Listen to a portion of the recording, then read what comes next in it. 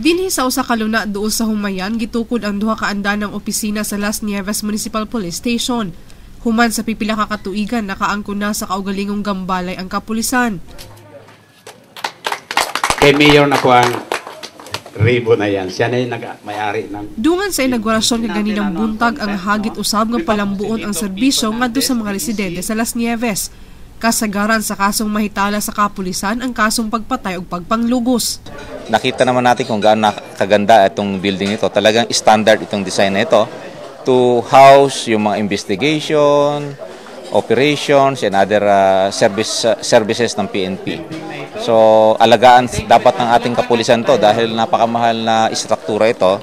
Mahalin nila ito at gawing magandang base of operation and base of a facility wherein they can give enhanced police service to the people. PNP dili pod ni sila yung pa dili lisod sampiton naada yung action dayon ang mga PNP nato dinhi. Lahi sa unang panahon ma'am nga ang PNP magbaktas ra karon kanang sila kugalingong sakyanan. Standard Type C ang bagong opisina sa Las Nieves Police Station.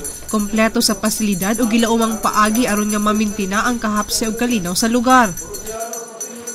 Hinungdan naggihangi usab ngadto na sa buhatan sa Police Regional Office 13 ang dugang nga mobile patrol aron sa paghatag seguridad sa mga investor nga buot pang mosulod sa Las Nieves. Ang bagong Las Nieves Municipal Police Station kabahin sa Integrated Transformation Program sa PNP, pinaagi sa pagpalambo sa pasilidad ug ekipo aron masuportahan ang operasyon sa kapulisan. Charmaine Nawitan, Patrol sa Caraga.